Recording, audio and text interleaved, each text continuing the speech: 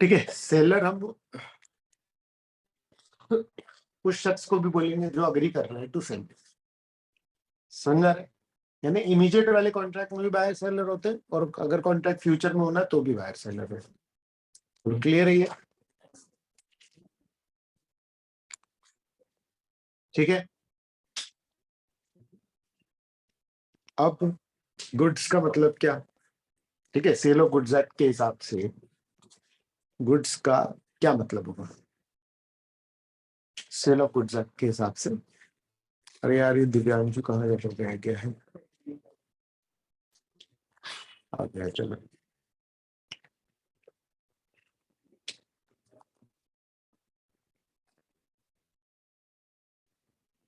ठीक, चलो। अब अपन लोग क्या पढ़ेंगे? गुड्स की डेफिनेशन। ठीक है।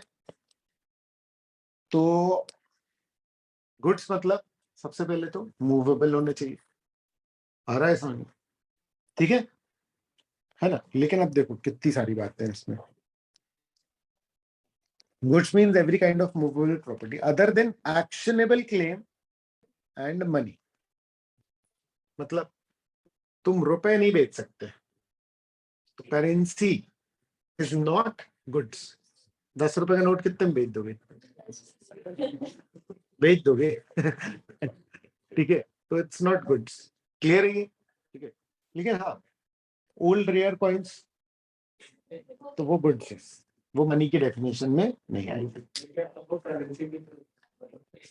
बिल्कुल बिल्कुल। ठीक है। लेकिन 10 रुपए का नोट जिसमें 786 हो, ऐसा होता है ना, लोग खरीदते हैं ना ऐसे वाले। 786 लकी नंबर होता है किसी किसी में। अरे 007 है, 001 है, स्पेशल नंबर वाले note, those good, those will become goods. फिर एक्शनेबल क्लेम। देखो एक्शनेबल क्लेम क्या होता है? Which can be enforce only by action और सूट। फॉर एग्जाम्पल डेट, है ना? जैसे कि मुझे किसी से उधार का पैसा वापस लेना है, तो वो क्या होगा? Actionable claim. तो ये जो अधिकार है मेरा, ये अधिकार गुड्स नहीं है। मैं इस अधिकार को बेच दूं कि तुम ले लेना ये पैसे गुड्स से, तुम ले लेना पैसे इससे, मैं तुमको बेच देता हूँ ये अधिकार, तो भी ये अधिकार क्या नहीं है? गुड्स नहीं है। समझ में आ रही है बात? तो एक्शनेबल क्लेम जो है वो गुड्स नहीं है। स्टॉक गुड्स है, शेयर्स गुड्स है, ग्रोइंग क्रॉप्स अब मूवेबल तो नहीं लेकिन गुड्स है। लेकिन ये कब गुड्स है? जब इनके बारे में अग्री हो गया हो कि काट के अपन इसको बेच देंगे, है ना? Standing crops, grass and things attached to और फॉर्मिंग पार्ट ऑफ लैंड। जैसे मार्बल, मार्बल कैसे बनता है? पहाड़ से तोड़ के ना, तो इमूवेबल होता है ना। नहीं यार इसमें तो कोई पहाड़ बेच दे तो सेल ऑफ गुड्स एक्ट में आएगा? हाँ आएगा। क्यों? हाँ हाँ, क्योंकि वो काट के बेचने का तो घर कॉन्ट्रैक्ट भी होगा। आएगा सर? घर नहीं आएगा भाई, घर काट के कौन बेचता है? लकड़ी के घर सर बनते हैं सर, मैंने देखा था। पर लकड़ी के घर बनते हैं, लकड़ी के घर थोड़ा थोड़ा काट हाँ के बेच सकता है? हाँ बोल रहा है। सर, मैं तो छत घर की बेच दी बात कर कभी, रहा हूँ। कभी पिलर बेच दिया, ऐसा नहीं होता।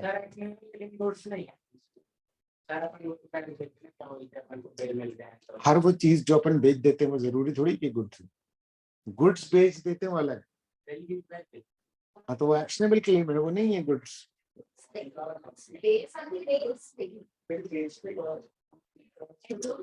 सुनो सुनो सुनो, तुम बेच सकते हो उसको, बेच पाओ कि नहीं बेच पाओ, हम लोग गुड्स की डेफिनेशन पर नहीं आया समझ में?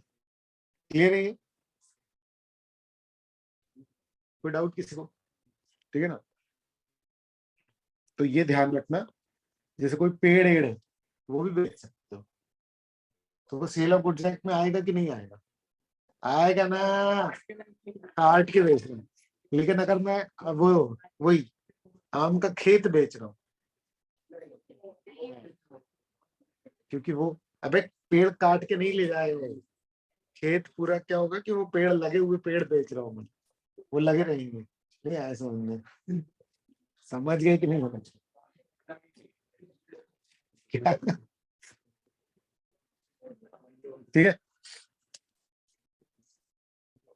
तो which are agreed to be severed before sale. Agreed to be severed मतलब कि ऐसी बात हुई है कि जैसे ही जब बेचेंगे या दे देंगे गुड्स, तब इसको काट के अलग कर देंगे। क्लियर है? ठीक है, रीड करो गुड्स क्या नहीं, मतलब पेड़ है, मैं बेच रहा हूँ काट के, मतलब लकड़ी बेच रहा हूँ उसकी। तो देखो कट के रखी है क्या? अबे सुनना, मैं जो बोलना है बोलेंगे ना, शब्दों को मत जाओ, ओवरऑल कॉन्ट्रैक्ट समझे ना। मैं उसको पेड़ बोलूं कि लकड़ी बोलूं कि करना तेरे को समझ में रहे। कॉन्ट्रैक्ट किस बात का हो रहा है कि भैया वो काट करके जो है वो उसकी लकड़ी बस ले जाएगा। मैं बोल रहा हूँ कि मैं पेड़ ही बेच रहा हूँ, क्या फर्क पड़ता है भाई नालायक। ठीक है,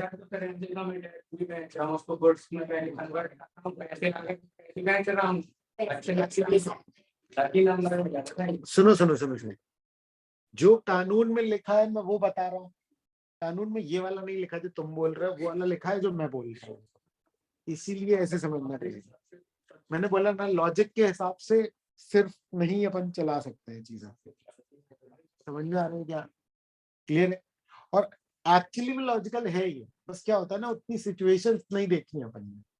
क्लियर है? ठीक है, इसलिए अपने को लगता है कि यार ये तो एक ही बात है, ये एक बात नहीं है। जो तुम बोल रहे हो वो बहुत अलग बात है, और मैं जो बोल रहा हूँ वो बहुत अलग बात है। समझ में आ रहा है? क्लियर है? ठीक है, कोई भी ऐसी चीज जिसको जो जमीन से जुड़ी हुई है, लेकिन उसको अलग किया जा सकता है, और सेल से पहले उसको अलग किया जाएगा और दे दिया जाएगा, वो चीज सेल ऑफ गुड्स एक्ट में आ जाएगी। एक्शनेबल क्लेम तो अलग ही कर दिया ना। पेड़ लगा है, मैं तुमसे कांटेक्ट कर रहा हूँ कि यार ये मैं बेच देता हूँ तुमको, और तुम ले जाना इसको काट के, तो ये आएगा सेल ऑफ गुड्स एक्ट में कि नहीं आएगा? नहीं आया। अगर मान लो कि मैं पेड़ लगा हुआ पेड़ बेच रहा हूँ, तो मैं जमीन भी बेच रहा हूँ कि पेड़ में रहेगा कोई? सोच के देखो ना, पेड़ अकेला कैसे बेचूंगा मैं? 2x2 की जमीन बेच रहा हूँ, कुछ तो होगा ना भाई। समझ में आ रही है? वो फिर सेल ऑफ गुड्स एक्ट में कवर नहीं, वही बता रहा हूं। क्लियर है? समझ गए कि नहीं? ठीक है, तो एक्शनेबल क्लेम जैसे कि एक डेट का क्लेम, ठीक है ना। A debt is not a movable property or goods. Even the fixed deposit receipt are considered as goods. आ रहा है समझ में? लेकिन ये आगे के प्रोविजन में जो तुम लोगों को है नहीं, इंटर में है, ठीक है ना। सेक्शन 176 तुम लोगों को इंटर में, FDRB गुड्स। क्लियर है? Goods include both tangible and intangible. तो ये बहुत महत्वपूर्ण बात है कि गुडविल अगर मैं बेच रहा हूँ तो गुड्स में आ रहा है, कॉपीराइट अगर मैं बेच रहा हूँ तो गुड्स में आ रहा है, पेटेंट ट्रेडमार्क अगर मैं बेच रहा हूँ तो वो जो साइंटिस्ट होता है, कोई नया इन्वेंशन किया उन्होंने, उस प्रोसेस को वो पेटेंट करा लेते हैं। पेटेंट मतलब रजिस्टर।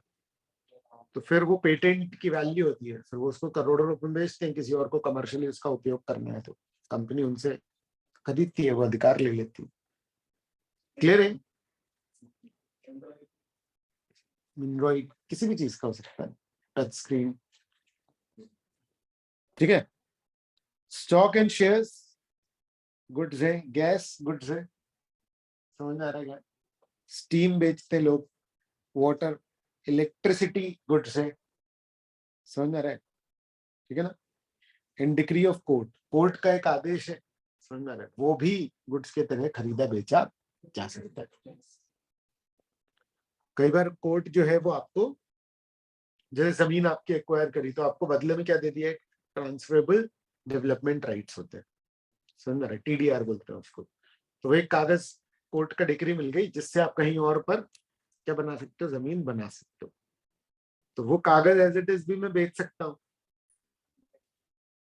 नहीं आ रहा समझ? डेवलपमेंटल राइट्स जो है कि कहीं पर मैं अपनी जमीन बना, कहीं पर मैं अपना मकान बना ले, जैसे अभी ब्रिज बन रहा है तो किसी का जैसे घर एक्वायर हुआ उसके चक्कर में, क्योंकि उसके घर में से ब्रिज निकल गया, तो फिर गवर्नमेंट उसको कंपलसरी एक्विजिशन करती है कि नहीं भैया आपका घर तो पब्लिक इंटरेस्ट में लेना पड़ेगा उनको।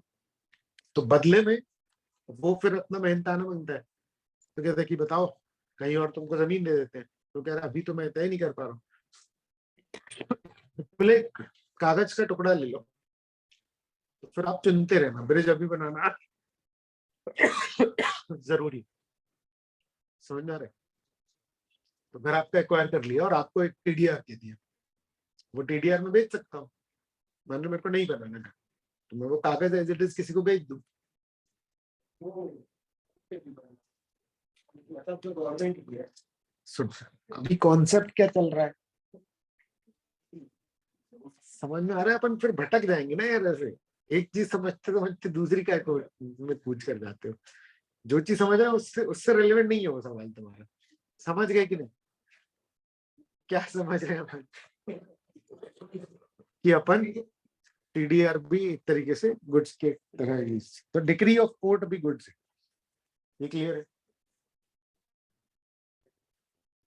गुड्स में क्या क्या आएगा देखो जरा, stocks, shares, crops, grass, things attached to or forming part of land which are agreed to be severed, exclude actionable claim, exclude money, ठीक है? क्लियर है क्या ये? पढ़े आगे। अब देखो क्लासिफिकेशन ऑफ गुड्स, कुछ गुड्स होते हैं एग्जिस्टिंग और कुछ गुड्स होते हैं फ्यूचर और कुछ गुड्स होते हैं कंटिन्यू, कुछ गुड्स होते हैं एग्जिस्टिंग, कुछ गुड्स होते हैं क्या फ्यूचर, कुछ होते हैं कंटिन्यू। जो एग्जिस्टिंग होते हैं वो भी फर्दर टाइप के होते हैं, ascertained, unascertained और specific, समझे समझे? जो गुड्स क्या होते हैं एग्जिस्टिंग, ठीक है ना? अभी पहले अपन एग्जिस्टिंग गुड्स के बारे में पढ़ रहे हैं, क्लियर है? एग्जिस्टिंग गुड्स का मतलब जो गुड्स अभी हैं, एक ऐसा कॉन्ट्रैक्ट जिसमें कि मैं गुड्स अभी के अभी तुमको दे सकता हूँ, समझ में आ रहा है? फ्यूचर गुड्स कौन से होंगे, जो भी है नहीं, मैं तुमसे कॉन्ट्रैक्ट कर रहा हूँ, तुम बनाओगे गुड्स, क्रिएट करोगे उन गुड्स को, मैन्युफैक्चर करोगे, प्रोड्यूस करोगे, कुछ तो भी ऐसा हो, वो फ्यूचर गुड्स, जैसे एग्रीकल्चर वाले कुछ गुड्स हो सकते हैं कि किसान अपनी क्रॉप जो है वो उगने से पहले ही बेच रहा है, तो that will also be a contract, but वो कौन सा गुड्स का कॉन्ट्रैक्ट होगा, फ्यूचर गुड्स का। So, उस कॉन्ट्रैक्ट को बोलेंगे क्या, अग्रीमेंट टू सेल, ये समझ में?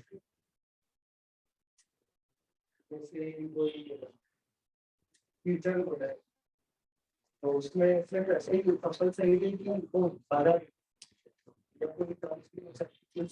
टर्म्स भी हो सकती है, आएगा ना वो आगे। अभी अपन कौन सा पढ़ रहे हैं, एग्जिस्टिंग गुड्स, क्लियर है? एग्जिस्टिंग गुड्स का कॉन्ट्रैक्ट कैसे होता है, तुम गए किसी दुकान में, क्या बोला तुमने कि ये टीवी या जो भी है ना, सोनी का कोई पर्टिकुलर टीवी है वो लगा हुआ है वहां पर, उनका ये वाला टीवी खरीदना। अब वो टीवी क्या है, गुड्स तो है पर वो अभी तैयार, तो वो किसके डेफिनेशन में आ रहा है, एग्जिस्टिंग गुड्स। समझ में आ रहा है? ये कॉन्ट्रैक्ट कितने तरीके से हो सकता है समझो। एक तो कि तुम दुकान में गए और उसके पास पर्टिकुलर टाइप का ही गुड्स है, समझ में आ रहा है? ठीक है, तुमने उसको प्रॉपर जाकर के मॉडल बताया कि भैया मेरे को ये वाला सोनी का एकदम 372 WE वाला मॉडल जो है वो मुझे चाहिए, अरे समझ में इतने इंच का। तो ये क्या हो गया, स्पेसिफिक तुमने बताया उसको कि कौन से गुड्स चाहिए।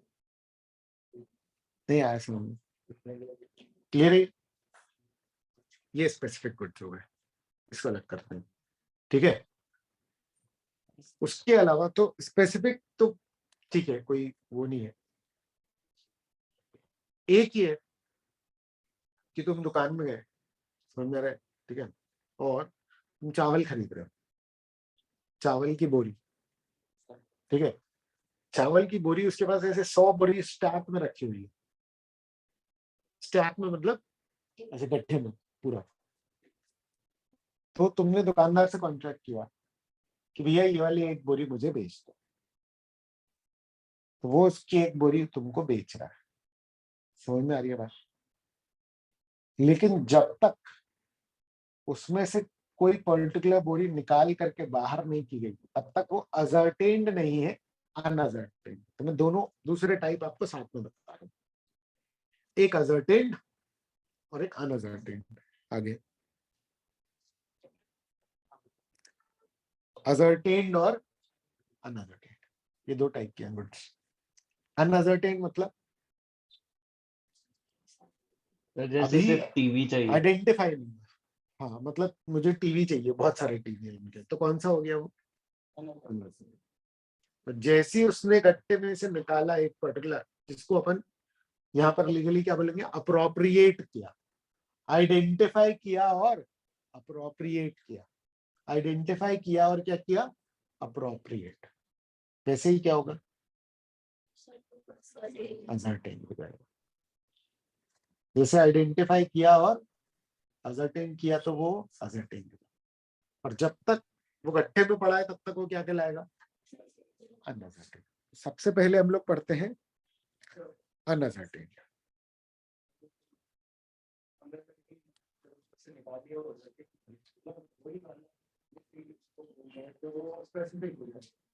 हाँ, तो असर्टेन और स्पेसिफिक का सारा ट्रीटमेंट एक तरीके से ही होता है, ठीक है ना, इसलिए बिल्कुल चिंता मत करें।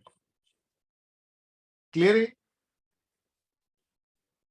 Unascertain goods are goods which are not specifically identified or ascertained at the time of making of contract. They are indicated or defined only by description or sample. मतलब मैं दुकानदार को समझा रहा हूँ तो ऐसे ऐसे गुड्स चाहिए,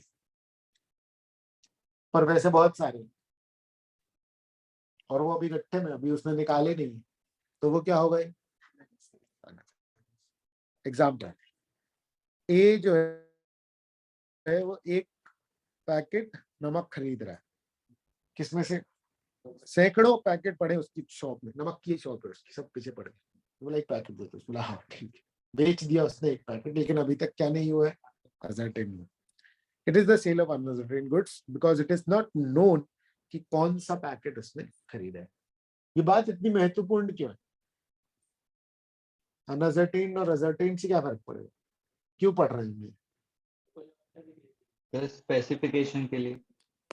मैं तुम्हें आगे के लिए, आगे का एक प्रोविजन है वो बता देता हूँ, जिसमें मैं समझ में आएगा कि हम ये क्यों पढ़ रहे थे, ठीक है ना, लेकिन उसके डाउट्स नहीं लूंगा मैं। मान लो कि तुमने एक बोरी राइस खरीदी उससे, समझ में आ रहा है? ठीक है, खरीदी तुमने अभी गट्टे में ही, पूरा जल गया और उसी की जस्ट बाद आग लग गई, भूकंप आ गया, पूरा जमीन में चला गया, समझ में आ रहा है? तो अब गुड्स किसके गए, बायर के कि सेलर?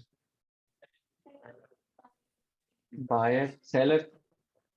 सेलर के, समझ में आ रहा है? सेलर के, क्योंकि जब तक निकला नहीं था, बात हुई थी ना, लेकिन एक बोरी राइस की हुई थी, लेकिन कौन सी वाली बोरी ये तो तय ही नहीं था, समझ में आ रहा है? तो वो गुड्स किसके, सेलर के। समझ में आ रहा है? लेकिन मान लो कि ऐसे इकट्ठे में पड़े थे, है ना, बायर ने कॉन्ट्रैक्ट किया कि भाई ये एक बोरी राइस दे देना। बोले कौन सा वाला? बोले वो पहले स्टैक में जो सबसे ऊपर रखा है। उसने बोला वो, उसने बोला हाँ वो, और बस फिर भूकंप आ गया। अब गुड्स किसके गए? क्योंकि अब क्या हो चुके थे, अजल्टी। समझ में आ रहा है? किससे फर्क पड़े? सर मैं टीवी पसंद करके आया, उसको नीचे आते आते तक यार नीचे आते आते तक ऊपर ही फूट गई। हाँ, तो वही वही वही। तो अगर गुड्स तुम निकाल रहे थे, निकाल चुके थे, तो क्या होगा? अजर्टिंग, फिर बायर के गए। इसमें दिक्कत नहीं है ना, क्योंकि देखो वो किसके हाथ से टूटा, वो तो उससे रिकवर हो ही जाएगा, तो वो दूसरा दे देगा। लेकिन हाँ, उस समय उस पर्टिकुलर पॉइंट ऑफ टाइम में गुड्स किसके गए ये तय करना पड़ेगा। नुकसान जिसका भी हो, जिसकी गलती है भरेगा वही, लेकिन गुड्स किसके गए? इसी तरीके से तो जैसे गुड्स कई बार ले आता है, जो बायर है वो गुड्स लेके आ गया, घर लेके आ गया, लेकिन अभी भी ओनरशिप नहीं गई उसके पास। ऐसा भी होता है। अगर ट्रायल पे लेके आया तो ऐसे केस में क्या होगा? गुड्स अगर डिस्ट्रॉय हुए तो सेलर के, बाहर की गलती से हुई तो रिम्बर्समेंट देगा, लेकिन गुड्स किसके गए? समझ में आ रहा है क्या? ये सब चीजें। चलो, संजय सर की क्लास का वो आ गया है बुलावा, तो अभी मैं ओवर कर रहा हूँ, बाकी अपन कल करेंगे। ठीक है, क्लियर गाइस? चलो ओवर कर रहा हूँ। Bye bye. Bye sir. Bye बेटा।